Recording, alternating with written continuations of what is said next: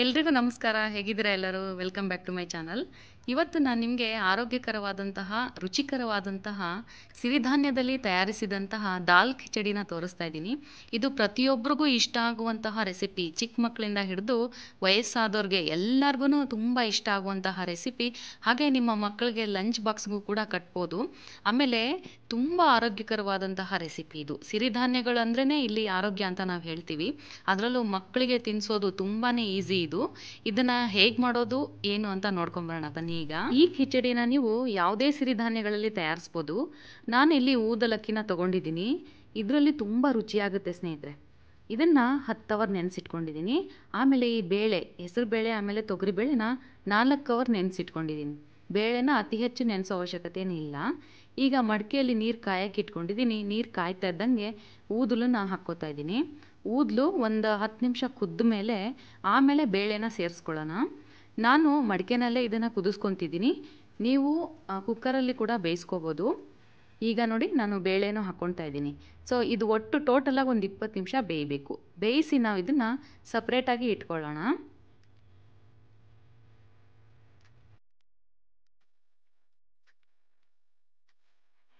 ಸ್ನೇಹಿತರೆ, ದಾಲ್ ಖಿಚಡಿಗೆ ನಾನು ತರಕಾರಿಗಳನ್ನು ಸೇರಿಸ್ಕೊತಾ ಇದ್ದೀನಿ. ಇದಕ್ಕೆ ಬೇಕಾಗಿರೋ ತರಕಾರಿ ಏನೇನಂತ ನೋಡೋಣ. ಆಲೂಗೆಡ್ಡೆ, ಕ್ಯಾರೆಟ್ಟು, ಹೂಕೋಸು, ಬೀನ್ಸು, ಆಮೇಲೆ ಸ್ವಲ್ಪ ಕಾಯಿ ತುರಿ ತೊಗೊಂಡಿದ್ದೀನಿ. ಒಗ್ಗರಣೆಗೋಸ್ಕರ ಈರುಳ್ಳಿ, ಹಸಿಮೆಣಸಿನ್ಕಾಯಿ, ಆಮೇಲೆ ಶುಂಠಿ ಬೆಳ್ಳುಳ್ಳಿನ ಜಜ್ಜಿಟ್ಕೊಂಡಿದ್ದೀನಿ. ಕರಿಬೇವು, ಕೊತ್ತಂಬರಿ ತೊಗೊಂಡಿದ್ದೀನಿ. ಇಲ್ಲಿ ಈಗ ನಾವು ಬೇಯಿಸಕ್ಕೆ ಇಟ್ಕೊಂಡಿದ್ವಲ್ಲ, ಅದು 20 ನಿಮಿಷ ಬೆಂದಿದೆ. ಇದನ್ನು ಈಗ ನಾವು ಸೈಡಿಗೆ ತೆಗೆದಿಟ್ಕೊಳ್ಳೋಣ. ಆಮೇಲೆ ತರಕಾರಿ ಎಲ್ಲ ಇನ್ನೊಂದು ಮಡಿಕೆಗೆ ಹಾಕಿ ಬೇಯಿಸ್ಕೊಳ್ಳೋಣ. ಈ ಎರಡನ್ನೂ ನಾವು ಬೇಯಿಸಿಟ್ಕೋಬೇಕು, ಉಪ್ಪು ಹಾಕ್ದಲೆ. ಇಲ್ಲಿ ನಾನು ಬಾಣಲಿ ಇಟ್ಕೊಂಡು ಒಗ್ಗರಣೆ ಮಾಡ್ಕೊತಾ ಇದ್ದೀನಿ. ಇದಕ್ಕೆ ನಾನು 3ರಿಂದ 4 ಸ್ಪೂನು ಕೊಬ್ಬರಿ ಎಣ್ಣೆನ ಹಾಕ್ಕೊಳ್ತಾ ಇದ್ದೀನಿ. ಇದಕ್ಕೆ ಕೊಬ್ಬರಿ ಎಣ್ಣೆ ಸ್ವಲ್ಪ ಜಾಸ್ತಿ ಹಾಕ್ಕೊಂಡ್ರೆ ಚೆನ್ನಾಗಿರುತ್ತೆ. ಸಾಸಿವೆ ಮತ್ತು ಜೀರಿಗೆ ಹಾಕ್ಕೊಂಡು ಇದನ್ನು ಸಿಡಿಸ್ಕೊಂಡು ಆದಮೇಲೆ ನಾವು ಒಗ್ಗರಣೆ ಹಾಕೋದಕ್ಕೆ ಹೆಚ್ಚಿಟ್ಕೊಂಡಿದ್ವಲ್ಲ, ಅದನ್ನು ನಾವು 1 ಬೈ 1 ಹಾಕ್ಕೊತಾ ಹೋಗಬೇಕು ಇದಕ್ಕೆ. ಸ್ನೇಹಿತರೆ, ನಾನು ಇಲ್ಲಿ ತನಕ ಎಲ್ಲೂ ಉಪ್ಪು ಸೇರಿಸಿಲ್ಲ. ತರಕಾರಿಗೆ ಆಗಲಿ ಆಮೇಲೆ ಅಕ್ಕಿಗಾಗಲಿ ಎಲ್ಲೂ ಉಪ್ಪು ಸೇರಿಸಿಲ್ಲ. ನಾವು ಶುಂಠಿ ಬೆಳ್ಳುಳ್ಳಿ ಪೇಸ್ಟ್ನ ಜಜ್ಜಿಟ್ಕೊಂಡಿದ್ವಲ್ಲ, ಅದನ್ನು ಹಾಕ್ಕೊಳ್ತಾ ಇದ್ದೀನಿ. ಹಾಗೆ ಈರುಳ್ಳಿ ಮತ್ತು ಮೆಣಸಿನ್ಕಾಯಿನ ಹೆಚ್ಚಿಟ್ಕೊಂಡಿದ್ವಲ್ಲ, ಅದನ್ನು ಕೂಡ ಹಾಕಿ ನೀಟಾಗಿ ಫ್ರೈ ಮಾಡ್ಕೋಬೇಕು ಇದನ್ನು.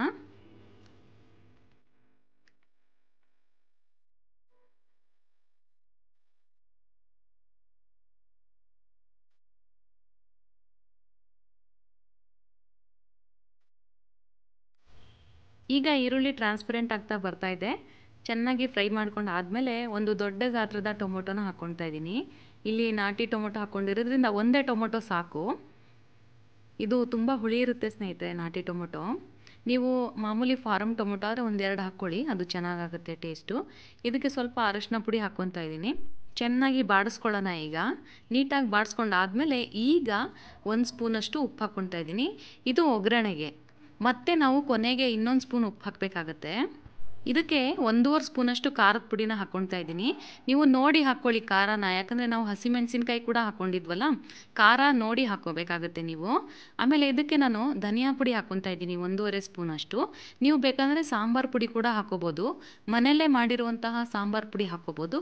ಇನ್ ಕೇಸ್ ಅದಿಲ್ಲ ಅಂದರೆ ನೀವು ಧನಿಯಾ ಪುಡಿ ಹಾಕ್ಕೊಳ್ಳಿ. 2ರಲ್ಲಿ 1 ಹಾಕ್ಕೋಬೋದು. 2 ಹಾಕಿದ್ರೆ ಸ್ಟ್ರಾಂಗ್ ಆಗಿಬಿಡುತ್ತೆ ಸ್ನೇಹಿತರೆ. ಈಗ ಬೇಯಿಸಿ ಇಟ್ಕೊಂಡಿದ್ವಲ್ಲ ಅಕ್ಕಿ ಮತ್ತು ಬೇಳೆ, ಅದನ್ನು ಹಾಕ್ಕೊತಾ ಇದ್ದೀನಿ. ಅಕ್ಕಿ ಅಂದರೆ ಬಿಳಿ ಅಕ್ಕಿ ಅಲ್ಲ, ಊದಲಕ್ಕಿನ ಹಾಕ್ಕೊತಾ ಇದ್ದೀನಿ. ಎಷ್ಟು ಸಾಫ್ಟಾಗಿ ಬೆಂದಿದೆ ನೋಡಿ. ಮಡಿಕೆನಲ್ಲೇ ಬೇಯಿಸಿ ನಾವು ಸೈಡಿಗೆ ಇಟ್ಕೊಂಡ್ರೆ ಆ ಬಿಸಿಗೆ ಅದು ಚೆನ್ನಾಗಿ ಅಳ್ಕೊಳ್ಳುತ್ತೆ. ಇದನ್ನು ಈಗ ಒಗ್ಗರಣೆ ಹಾಕ್ಕೊಂಡಿದ್ನಲ್ಲ, ಆ ಮಸಾಲೆ ಜೊತೆ ಚೆನ್ನಾಗಿ ಕಲಿಸ್ಕೋಬೇಕು. ಈ ಕಡೆ ತರಕಾರಿನೂ ಬೆಂದ್ಬಿಟ್ಟಿದೆ. ಇದನ್ನು ಕೂಡ ಅದಕ್ಕೆ ನಾವು ಸೇರಿಸ್ಕೋಬೇಕು. ನೀರು ಕನ್ಸಿಸ್ಟೆನ್ಸಿ ಎಷ್ಟು ಬೇಕಾಗುತ್ತೋ ಅಷ್ಟು ನೋಡಿಕೊಂಡು ಹಾಕ್ಕೋಬೇಕು. ನಾನು ನೀರು ಸಮೇತ ಇದಕ್ಕೆ ಹಾಕ್ಕೊಂಡ್ಬಿಡ್ತೀನಿ. ಒಳ್ಳೆ ಕನ್ಸಿಸ್ಟೆನ್ಸಿ ತಯಾರಾಗುತ್ತೆ ಸ್ನೇಹಿತರೆ. ಯಾಕಂದರೆ ಬೇಳೆ ಹಾಕಿರೋದ್ರಿಂದ ನೀವು ಅಕ್ಕಿ ಮತ್ತು ಬೇಳೆ ಬೇಯಿಸ್ತಾ ಹೋದಂಗೆ ಅದು ಗಟ್ಟಿ ಆಗ್ತಾನೆ ಬರುತ್ತೆ.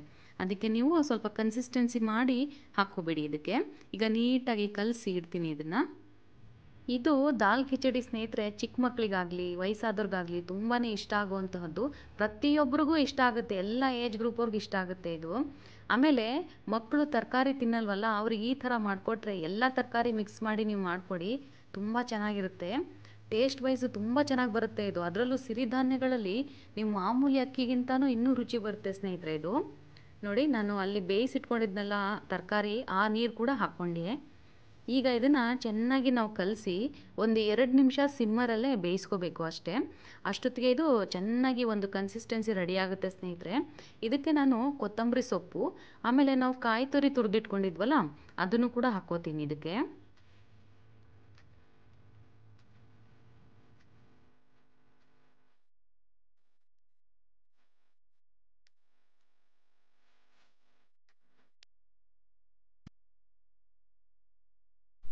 ಇವಾಗ ಕೊನೆಯದಾಗಿ ಉಪ್ಪು ಸೇರಿಸ್ಕೊತಾ ಇದ್ದೀನಿ. ರುಚಿಗೆ ತಕ್ಕಷ್ಟು ಉಪ್ಪು ಹಾಕಿ 2 ನಿಮಿಷ ಇದನ್ನು ಕುದಿಸ್ಬಿಡಿ ಸ್ನೇಹಿತರೆ. ಈಗ ಇದು ಕಂಪ್ಲೀಟಾಗಿ ರೆಡಿಯಾಗಿದೆ. ಇದಕ್ಕೆ ನಾನು ಇನ್ನೊಂದು ಟ್ವಿಸ್ಟ್ ಕೊಡ್ತೀನಿ. ಏನಂದರೆ ಡ್ರೈ ಫ್ರೂಟ್ಸ್ನ ನಾವು ತುಪ್ಪದಲ್ಲಿ ಫ್ರೈ ಮಾಡಿ ಹಾಕೋಣ, ತುಪ್ಪ ಸಮೇತನೇ ಹಾಕೋಣ ಇದಕ್ಕೆ.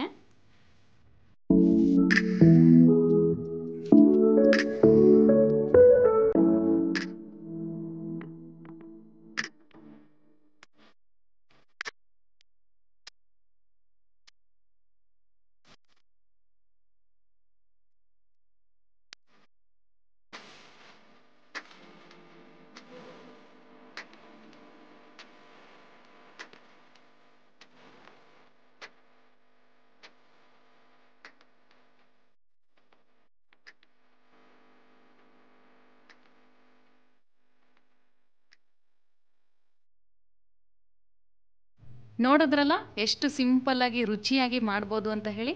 ಪ್ರತಿಯೊಬ್ಬರು ಇಷ್ಟಪಡುವಂತಹ ರೆಸಿಪಿ ಇದು. ಖಂಡಿತ ನಿಮ್ಮ ಮನೇಲಿ ಟ್ರೈ ಮಾಡಿ, ಅದು ಸಿರಿಧಾನ್ಯದಲ್ಲಿ ಮಾಡಿ ನೋಡಿ, ಎಲ್ಲರೂ ಇಷ್ಟಪಡ್ತಾರೆ. ಇಷ್ಟ ಆಗಿದ್ರೆ ಖಂಡಿತ ಲೈಕ್ ಮಾಡಿ, ಚಾನಲ್ನ ಸಬ್ಸ್ಕ್ರೈಬ್ ಮಾಡ್ಕೊಂಡು ನೋಡಿ. ಧನ್ಯವಾದಗಳು.